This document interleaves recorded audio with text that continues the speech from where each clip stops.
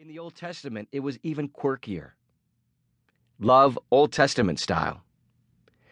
Love Old Testament style was weird, bizarre, and often unholy. The book of Genesis makes it clear what the ideal was. One man, one woman, together forever.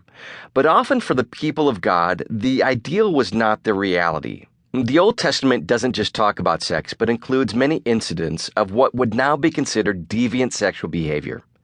Love may be a many splendored thing, but in the Old Testament, it went beyond splendid to bizarre.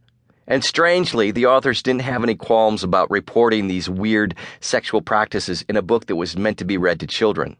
Deuteronomy 4, 9, and 10, chapter 6, verse 7 and 20, chapter 11, verse 19, chapter 32, verse 46, Joshua 8:35. For most readers, the love stories of the Old Testament raise a lot of questions. Judah praised his daughter-in-law Tamar for being righteous after he realized she tricked him into having sex with her for money. In Judah's day, was it considered a good thing to have a daughter-in-law as a prostitute?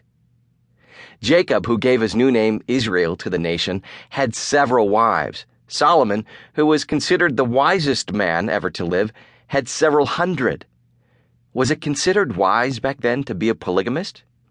While visiting the city of Gibeah, a Levite's concubine was forced to have sex with the men of the town throughout the night until she was dead. Judges 19. What were the biblical authors thinking when they decided to include this horrific story? Hey, the Bible needs a few more gruesome stories of gang rape. The book of 1 Kings seems to have forgotten that David had sex with Uriah's wife, Bathsheba, and then killed Uriah to cover it up, when it declared that David kept God's commandments completely and did only what was right. 1 Kings 14:8. Since when is it righteous to commit murder and adultery? Did Cain really marry his sister? If you haven't asked that question, you were probably embarrassed the first time a clever junior higher in the Sunday school class you were teaching did. Incest isn't just for modern royal families. Ancient biblical families also engaged in it.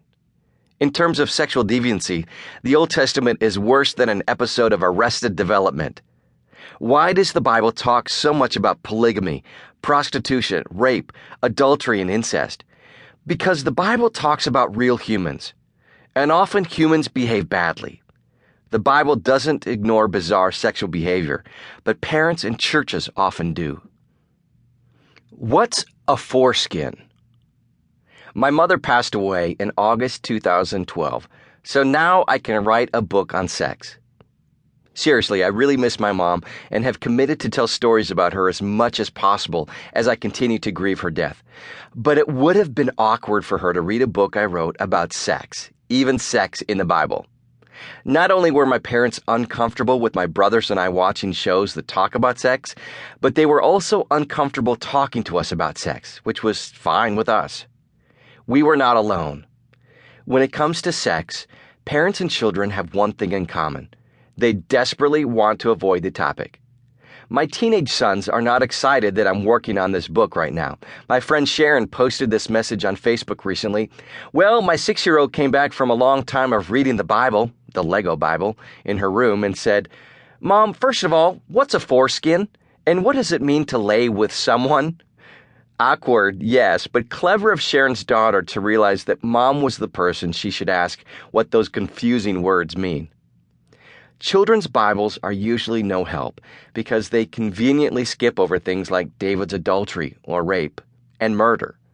The book of 1 Chronicles, curiously, does the same thing. 1 Chronicles 20, 1 through 2, 2 Samuel 11, verse 1, and chapter 12, verse 26. I would like to see a children's Bible that is a bit more true to the text in the area of sex and sexuality. Despite using small plastic bricks to communicate its message, the Lego Bible doesn't really fit into the genre of kidlit.